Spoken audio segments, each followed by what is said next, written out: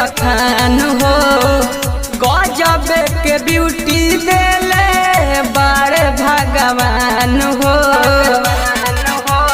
जान कातनाल करी तहरा रूप के बखान हो, गजब के ब्यूटी देले बारे भगवान हो। कारी कारी केसिया तो हर तिरछी नजरिया हमारा दिल के छुअता। बोलता रु जब हंसी हंसी बोलता रु जब हंसी हंसी तो मुँह से तहरा लौसी छुअता। बोलता रु जब हंसी हंसी तो मुँह से तहरा लौसी छुअता। तो मुँह से तहरा लौसी छुअता।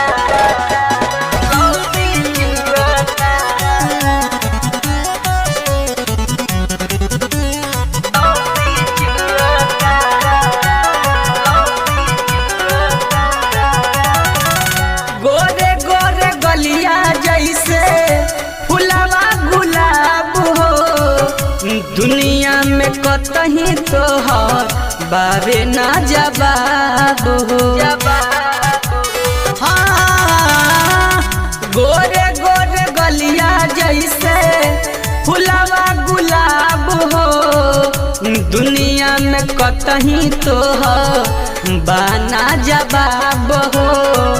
ओठवा के तिल देखी धड़कता दिल बिया लभ के बोता। बोलता रु जब हंसी हंसी बोलता रु जब हंसी हंसी तो मुँह से तहरा लौसी छुअता।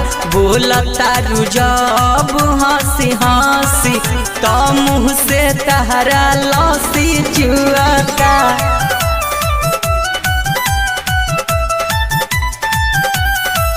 तो मुँह से तहरा लौसी छुअता।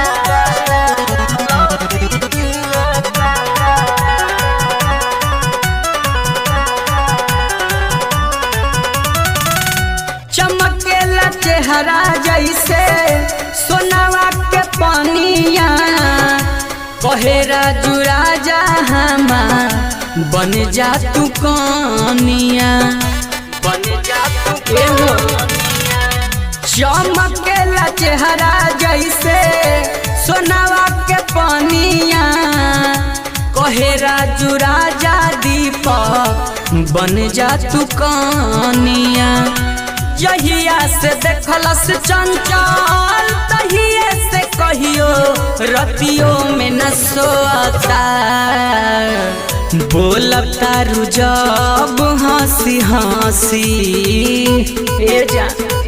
बोलता रु जब हंसी हंसी तो मुँह से तहरा लौसी छुअता। बोलता रु जब हंसी हंसी तो मुँह से तहरा अरे लस्सी छुअता।